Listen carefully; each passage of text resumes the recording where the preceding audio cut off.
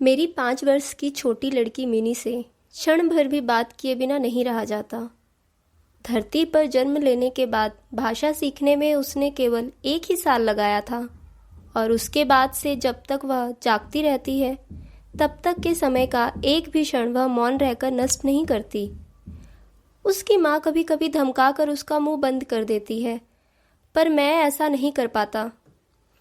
Mini अगर खामोश रहे तो वह ऐसी अस्वाभाविक सी लगती है कि मुझसे यह ज़्यादा देर तक सहा नहीं जाता।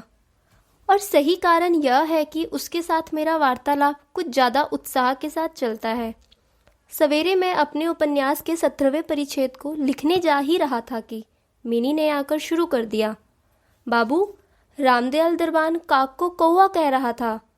वह कुछ नहीं जानता है ना बाबू। संसार की भाषाओं की विभिन्नता के विषय में मैं उसे कुछ ज्ञान दान करने ही को था कि उसने दूसरा प्रसंग छेड़ दिया। सुनो बाबू, भोला कह रहा था कि आसमान से हाथी सूंड से पानी गिराता है और तभी बारिश होती है। हाय अम्मा, भोला झूठ मूठ को इतना बकता है, बस बकता ही रहता है, दिन रात बकता रहता है बाबू। इस बारे में मेरी राय के लिए तनिक भी इंतजार ना कर वह अचानक पूछ बैठी, क्यों बाबू, अम्मा तुम्हारी कौन लगती है? मैंने मन ही मन कहा साली, और मुंह से कहा मिनी तू जाकर भोला के साथ खेल, मुझे अभी काम करना है। मेरा कमरा सड़क के किनारे था। यकायक मिनी अक्को बक्को 3 तिलक खेल छोड़कर खिड़की के पास दौड़ी दौड़ी गई और जोर जोर से चिल्लाकर बुलाने लगी, काबली वाला, ओ काबली वाला। गंदे से ढीले कपड़े पहने, सिर पर पगड़ी बांधे, कंधे पर झोली लादे और हाथ में अंगूर की 2-4 पिटारियां लिए एक लंबा सा काबली धीमी चाल में सड़क पर जा रहा था। उसे देखकर मेरी बिटिया रानी के मन में कैसे भावों का उदय हुआ यह बताना मुश्किल है, पर वह जोर जोर से उसे पुकारने लगी। मैंने सोचा अभी कंधे पर झोली लादे एक आफत मेरे सिर पर आ सवार होगी और मेरा 17वां परिच्छेद समाप्त होने से रह जाएगा। लेकिन मिनी की चिल्लाहट से जो ही काबली ने हंसकर मुंह घुमाया और मेरे घर की ओर आने लगा, तो ही मिनी जान लेकर अंदर की ओर भाग गई और फिर वह लापता ही हो गई। उसके मन में अंधविश्वास सा जम गया था कि उस झोली के अंदर ढूंढने पर मिनी जैसी 2-4 जीवित बच्चे मिल सकते हैं। इधर काबली ने आकर हंसते हुए मुझे सलाम किया और खड़ा हो गया। मैंने सोचा इस आदमी को घर में बुलाकर इससे कुछ न खरीदना ठीक नहीं होगा। कुछ चीज़ें खरीदी, उसके बाद इधर उधर की चर्चा भी आ गई। अंत में उठते समय उसने पूछा, बाबूजी तुम्हारी लड़की कहाँ गई? मिनी के मन से निराधार भय दूर करने के इरादे से उसे अंतःपुर से बुलवा लिया। वह मेरे बदन से सटकर खड़ी हो गई और संदेह भरी आंखों से काबली का चेहरा और उसकी झोली की ओर देखती रही। काबली ने झोली में से किशमिश और खुबानी निकाल कर देना चाहा, पर उसने किसी तरह से भी नहीं लिया। दुगने संदेह के साथ वह मेरे घुटनों से चिपकी रही। काबली वाला और मिनी के बीच पहला परिचय कुछ इस तरह से हुआ। कुछ दिनों के बाद एक दिन सवेरे किसी जरूरत से मैंने घर के बाहर निकलते समय देखा कि मेरी दुहिता दरवाजे के पास वाले बेंच पर बैठी बेरोक टोक बातें करती जा रही है और काबली उसके पैरों के पास बैठा बैठा मुस्कुराता हुआ सुन रहा है और बीच बीच में प्रसंग के अनुसार अपनी राय भी खिचड़ी भाषा में जाहिर कर रहा है। मिनी के 5 साल के जीवन में अनुभव में बाबू के अलावा ऐसा धैर्यशील श्रोता शायद ही कभी मिला हो। फिर देखा कि उसका छोटा सा आंचल बादाम किशमिश से भरा हुआ है। मैंने काबली से कहा, इसे यह सब क्यों दिया? ऐसा मत करना। इतना कहकर मैंने जेब से एक अठन्नी निकालकर उसे दे दी। उसने बेझिझक अठन्नी लेकर अपनी झोली में डाल ली। घर लौटकर देखा कि उस अठन्नी को लेकर बड़ा हो हल्ला शुरू हो गया है। मिनी की माँ एक सफ़ेद चमचमाता गोलाकार पदार्थ हाथ में लिए डांट कर मिनी से पूछ रही थी, तुझे यह अठन्नी कहाँ से मिली? मिनी ने कहा, काबली वाले ने दी है। उसकी माँ बोली, काबली वाले से तूने अठन्नी ली क्यों? मिनी रुआंसी सी होकर बोली, मैंने मांगी नहीं, उसने खुद ही दे दी। मैंने आकर मिनी को उस आसन्न विपत्ति से बचाया और उसे बाहर ले आया। खबर मिली कि काबली के साथ मिनी की यह दूसरी मुलाकात हो, ऐसी बात नहीं। इस बीच वह रोज आता रहा है और पिस्ता बादाम की घूस देकर उसने मिनी के नन्हे लोभी हृदय पर काफी अधिकार जमा लिया है। देखा कि इन दिनों मित्रों में कुछ बंधी हुई बातें और हंसी होती रही है। जैसे रहमान को देखते ही मेरी लड़की हंसती हुई उससे पूछती, काबली वाला, ओ काबली वाला, तुम्हारी झोली के भीतर क्या है? रहमान एक अनावश्यक चंद्र बिंदु जोड़कर जवाब देता, हाथी, यानी उसकी झोली के भीतर एक हाथी है। यही उनके परिहास का सूक्ष्म भावार्थ था। उसके परिहास का अर्थ बहुत ही सूक्ष्म है ऐसा तो नहीं कहा जा सकता, फिर भी इस परिहास से दोनों को ही बड़ा मजा आता। और शरद ऋतु के प्रभात में एक सयाने और कम उम्र के शिशु की सरल हंसी मुझे भी बड़ी अच्छी लगती। उन दोनों में और एक बात चल रही थी। रहमान मिनी से कहता, खोखी, तुम कभी ससुराल मत जाना। हाँ, यहाँ खोखी का अर्थ है मुन्नी। बंगाली घर की लड़कियां जन्म से ही ससुराल शब्द से परिचित हो जाती हैं, लेकिन हम लोगों ने जरा आधुनिक युग के होने के कारण नन्ही सी बच्ची को अभी ससुराल के बारे में सचेत नहीं किया था। इसलिए रहमान का अनुरोध वह साफ साफ नहीं समझ पाती थी, लेकिन बात का कोई जवाब ना देकर चुप रहना उसके स्वभाव के बिल्कुल विरुद्ध था। वह पलटकर रहमान से पूछ बैठती, तुम ससुराल कब जाओगे? रहमान काल्पनिक ससुर के प्रति अपना बहुत बड़ा गुस्सा तान कर कहता, हम ससुर को मारेगा। यह सुनकर मिनी ससुर नामक किसी अपरिचित जीव की दुखी अवस्था की कल्पना कर खूब हंसती। अब पूर्व शरद काल था। प्राचीन काल में इसी समय राजा लोग दिग्विजय करने निकलते थे। मैं कलकत्ता छोड़कर कहीं नहीं गया, लेकिन शायद इसीलिए मेरा मन संसार भर में घुमा करता है। मैं मानो अपने घर के कोने में चिर प्रवासी हूँ। बाहर की दुनिया के लिए मेरा मन हमेशा बेचैन रहता है। किसी विदेश का नाम सुनते ही मेरा चित्त वहीं दौड़ जाता है और किसी विदेशी आदमी के देखते ही फौरन मेरा मन नदी पर्वत अरण्य के बीच एक कुटिया का दृश्य देखने लगता है और एक उल्लासमय स्वतंत्र जीवन का चित्र कल्पना में जागृत हो उठता है। इधर मैं भी इतना निश्चल स्वभाव यानी कुन्ना प्रकृति का हूँ कि अपना कोना छोड़कर जरा बाहर निकलने में ही सिर पर गाज के गिरने सा अनुभव होने लगता है। इसलिए सवेरे अपने छोटे कमरे में मेज के सामने बैठकर इस काबली से गप्पे लड़ा के मैं बहुत कुछ भ्रमण का उद्देश्य पूरा कर लिया करता हूँ। दोनों ओर उबड़ खाबड़ दुर्गम जले हुए लाल लाल ऊंचे पहाड़ों की माला, बीच में सकरे रेगिस्तान रास्ते और उन पर सामान से लदे ऊँटों का काफिला चल रहा है। पगड़ी बांधे सौदागर और मुसाफिर कोई ऊँट पर तो कोई पैदल जा रहे हैं। किसी के हाथ में बर्छी है तो किसी के हाथ में पुराने जमाने की चकमक पत्थर से दगने वाली बंदूक है।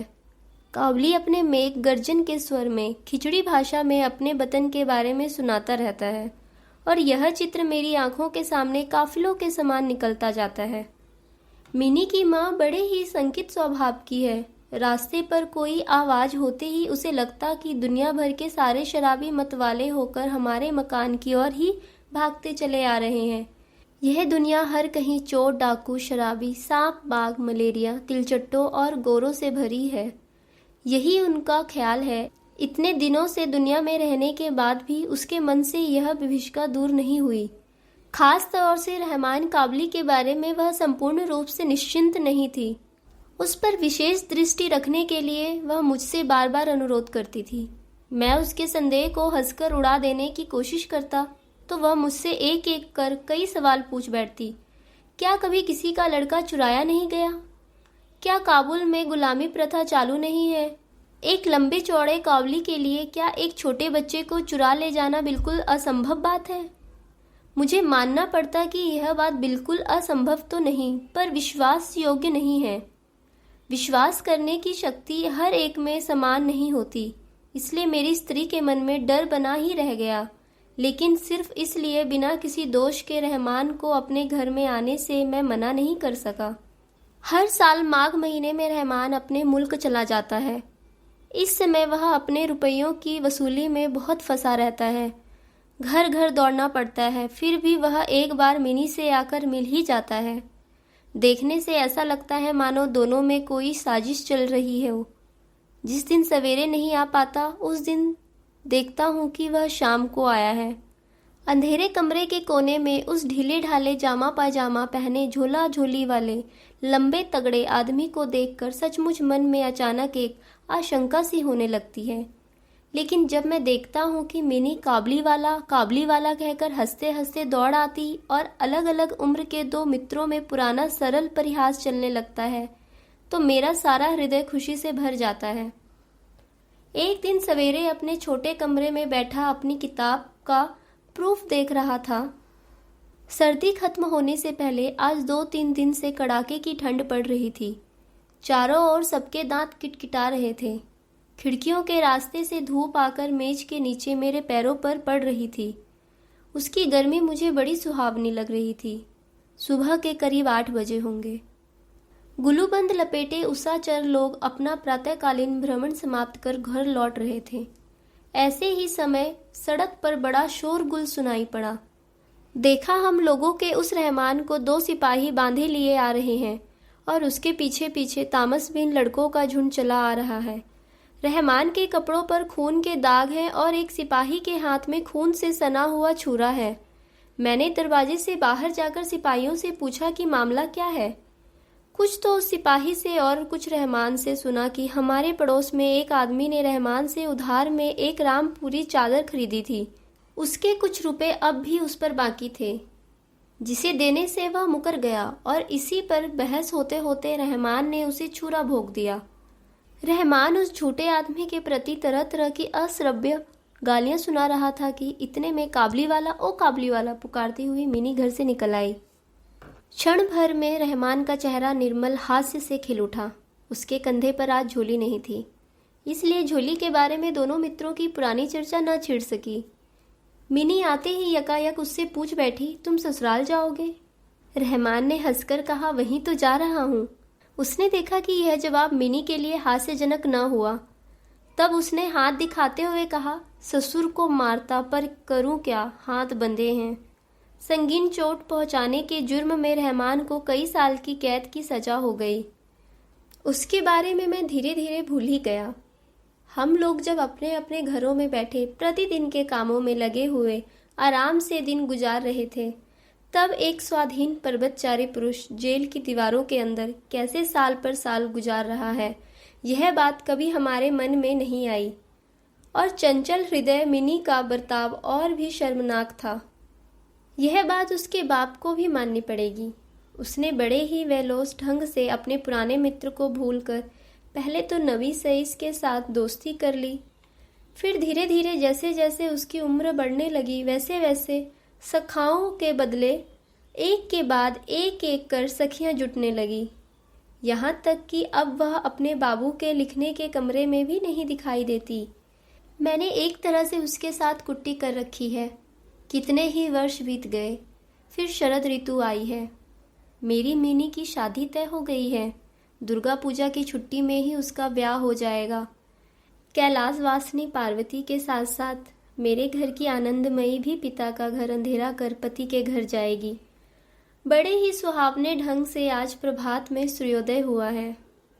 बरसात के बाद शरद की नई धुली हुई धूप ने मानो सुहागे में गलाए हुए निर्मल खरे सोने का रंग अपना लिया है।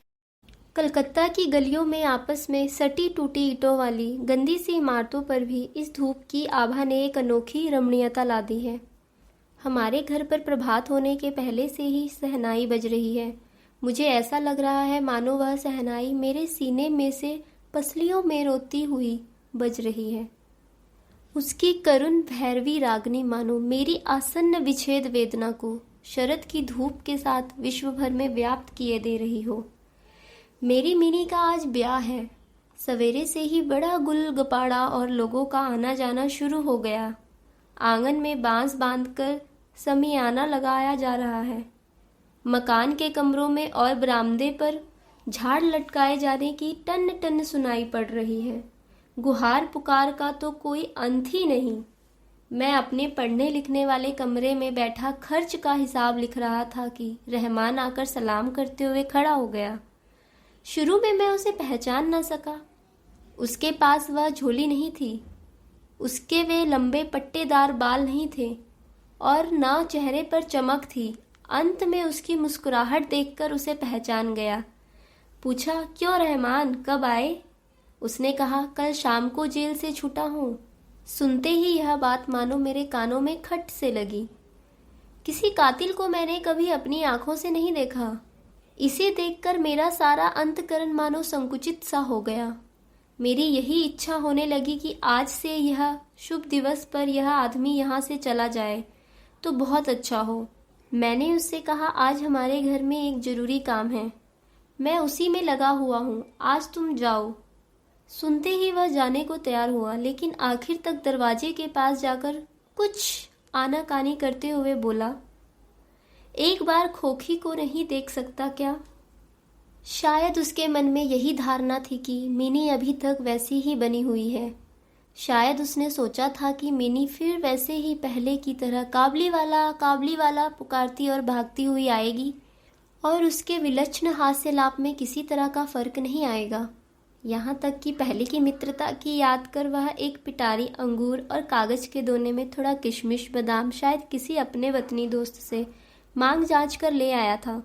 उसकी पहले वाली झोली उसके पास नहीं थी। मैंने कहा, आज घर पर काम है, आज किसी से मुलाकात न हो सकेगी।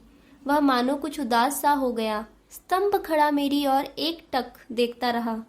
फिर सलाम बाबू कहकर वह दरवाजे से बाहर निकल गया। मेरे हृदय में एक टीस सी उठी। सोच रहा था कि उसे बुला लूं कि देखा वह खुद ही लौटा आ रहा है। नज़दीक आकर उसने कहा, यह अंगूर और किशमिश और बादाम खोखी के लिए लाया हूँ, उसको दे दीजिएगा। वह सब लेकर मैंने दाम देना चाहा तो उसने यकायक मेरा हाथ पकड़ लिया। कहा, आपकी बड़ी मेहरबानी है बाबू, हमेशा याद रहेगी, मुझे पैसा ना दें। बाबू, जैसी तुम्हारी लड़की है वैसी मेरी भी एक लड़की वतन में है। मैं उसकी याद कर तुम्हारी खोखी के लिए थोड़ी सी मेवा हाथ में लिए चला आता था। मैं यहाँ सौदा बेचने नहीं आता। इतना कहकर उसने अपने ढीले ढाले कुर्ते के अंदर हाथ डालकर एक मैला सा कागज का पुर्जा निकाला और बड़े जतन से उसकी तह खोलकर दोनों हाथों से उसे फैलाकर मेज पर रख दिया। देखा, कागज पर एक नन्हे से हाथ के पंजे की छाप है। फोटो नहीं, तैल चित्र नहीं, सिर्फ हथेली में थोड़ी सी कालीख लगाकर उसी का निशान ले लिया गया है। अपनी बिटिया की इतनी सी याद छाती से लगाए रहमान हर साल कलकत्ता की गलियों में मेवा बेचने आता था। मानो उस सुकोमल शुभ हाथ का स्पर्श उसके विशाल विरही वक्ष में अमृत घोले रहता है। देखकर मेरी आंखें सजल हो आई। फिर मैं यह भूल गया कि वह एक काबली मेवा वाला है और मैं एक उच्च वंश का बंगाली हूँ। तब मैं यह अनुभव करने लगा कि जो वह है वही मैं हूँ। वह भी बाप है और मैं भी बाप हूँ। उसकी पर्वतवासिनी नन्ही पार्वती के हाथ की निशानी ने ही मेरी मिनी की याद दिला दी। मैंने उसी वक्त मिनी को बाहर बुलवाया।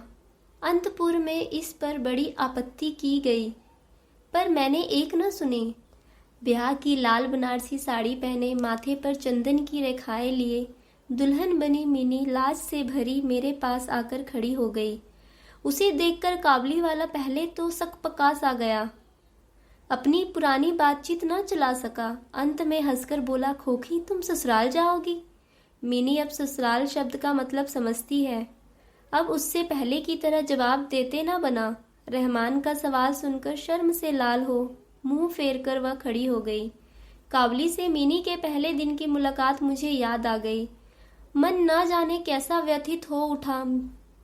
मिनी के चले जाने के बाद एक लंबी सांस लेकर रहमान वहीं जमीन पर बैठ गया। अचानक उसके मन में यह बात साफ हो गई कि उसकी लड़की भी इस बीच इतनी ही बड़ी हो गई होगी और उसके साथ भी उसे नए ढंग से बातचीत करनी पड़ेगी। उसे फिर से पहले जैसी वह नहीं पाएगा। इन 8 वर्षों में ना जाने उसका क्या हुआ होगा। सवेरे के वक्त शरद की उजली कोमल धूप में शहनाई बजने लगी और कलकत्ता की एक गली में बैठा हुआ रहमान अफगानिस्तान के मरु पर्वतों का दृश्य देखने लगा। मैंने उसे एक नोट निकाल कर दिया। कहा, रहमान, तुम अपने वतन अपनी बेटी के पास चले जाओ। तुम दोनों के मिलन सुख से मेरी मिनी का कल्याण होगा। यह रुपया दान करने के बाद मुझे विवाहोत्सव की 2-4 बातें कम कर देनी पड़ी। मन में जैसी इच्छा थी उस तरह रोशनी नहीं कर सका। किले का अंग्रेजी बाजा भी नहीं मंगा सका। घर में औरतें बड़ा असंतोष प्रकट करने लगी, लेकिन मंगल ज्योति से मेरा शुभ उत्सव उज्जवल हो उठा।